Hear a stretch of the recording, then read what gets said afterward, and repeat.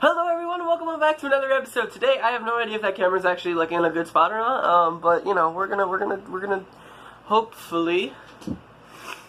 Did I just turn it off? Hello everyone, I'm back again. So today we're gonna be doing an article reaction because I haven't done one in a really long time, and I thought, you know, the last two videos that I've done have been very political, so I don't want to do that again. So we're gonna do this instead. It's an article reaction. The title of it is "The CW Seems to Think We Really Like Richard Donner's Superman." This is written by Alex Cranz. Cranz. Okay, so if you don't know what Richard Donner's Superman is, where have you been living? No, it's the 1978 original Superman movie with Christopher Reeves. I'm sure you have a picture in your head now. Let's continue with the reading. As first reported by TV Insider, the CW released a new image of its version of Superman, this time also giving us our first glimpse at the CW's Lois Lane. You'll notice the two are hanging out in a cavern of ice with crystals with the rainbow reflections everywhere. Tulloch is dressed not in a garb of a reporter, but in a long, flowing nightgown. Exactly the same sort of thing one wears when reciting poetry and flying over Metropolis with a stranger.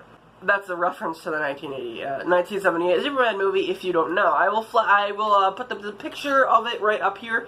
As you can see, it definitely looks reminiscent of that. You know, maybe not exactly like that, but it is close to, like, the cave that they had, which feels like a problem. The impulse to go to Richard Donner's 1978 Superman film is a natural one. Donner's firmly established looks for Krypton. They never showed Krypton. They showed it for like a minute. The Fortress of Solitude, and Superman and Lois Lane. It's something Bryan Singer foolishly clung to for 2006 Superman Returns, so reverent to the 1978 film it felt derivative. Okay, that's not why Superman Returns failed. Superman Returns failed because it was boring and didn't have any action. And not a lot of people talked. It was really slow and not the best movie. But it's not because it was basically a sequel to 1978 Superman. That's not the reason why it was bad. Now the CW gives us our first official glimpse of these characters together, and it's a weird piece of fan service for the parents of the kids who actually watch the CW. Now, if you are a fan of superhero movies, or just a fan of superheroes in general, and you watch the CW's Arrowverse, there is a 99.99999% chance that you have seen the Superman 1978 movie, because it's literally the all-time favorite, it's the literal all-time classic superhero movie. I have a whole collection of the Superman movies. Superman, the movie, the extended version in 1978, Superman 2, the Richard Donner cut, Superman 3, Superman 4, The Quest for Peace, and Superman Returns. I have all of the Richard Donner series of Superman movies, because they're good. 3 and 4 aren't, and Returns is meh, but the first one is really good, and the second one is okay. Every person that can even call themselves a superhero fan has to at least seen this movie. I don't quite get it. Donner's Superman is in no way iconic beyond Christopher Reeves. See, that's just a lie. That is a straight up lie. Donner's Superman is iconic. It's so iconic that people, when they think of Superman, they think of that version. They think of, obviously, Christopher Reeves as Superman. They think of Christopher Reeves in the Daily Planet. They think of the Daily Planet. They think of the villain, who I forget who played Lex Luthor. I feel stupid not knowing that. But best known for that also is very iconic for, like, a bunch of things. Like, this is just a lie.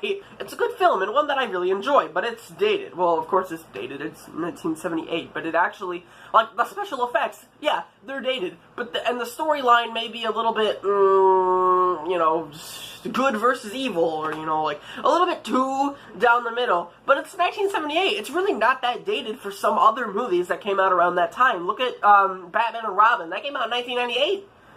Now, that's dated as heck, and it should not, be the reference point for Superman. Actually, that movie has a lot to do with the comic book Superman. No, not, like, everything, because that's impossible. And they didn't really take from comics back then. But they actually, that Superman, they pretty much shaped how Superman is supposed to be. So, like, you just fail. There's plenty of outfits that CW have gone with giving us a first glimpse of Lois Lane. Instead, I went with the 70s number, which I can only hope she's wearing because it's actually a Kryptonian garb, and she's been hanging out with her boy toy in Argo City. Yeah. This person doesn't even know what they're talking about. They obviously are not a superhero fan. They've never seen any movies that are any good. This movie is a classic. Are there bad things about it? Absolutely. But absolutely no reason why they need to be that negative about it. It's, I actually think, and plus it's a promo picture. There's not even any guarantee we're gonna see that in the Elseworlds crossover. It's just, it's a promotional poster. Like, of course they're gonna have, you know, something that people relate to and can, like, look at and go, oh yeah, I know what that's from. For a poster, that doesn't mean it's going to necessarily be in the crossover. There's so many things in the crossover. Have you seen any of the promotional pictures for it? Or any of the set pictures for it? Superman's wearing his black suit. You gonna tell me that was from the Richard Donner series? Yeah, no, incorrect, false. Anyway, thank you guys so much for watching. If you enjoyed this video, don't forget to leave a like. If you like the Richard Donner Superman, welcome to the club of literally everybody. And, yeah, comment down below what you thought of this video and what I can do next and what I should talk about and blah, blah, blah, whatever, YouTube stuff. Anyway, I'll see you all in the next episode, so hopefully you're, hopefully you're good. Yeah, goodbye, bye!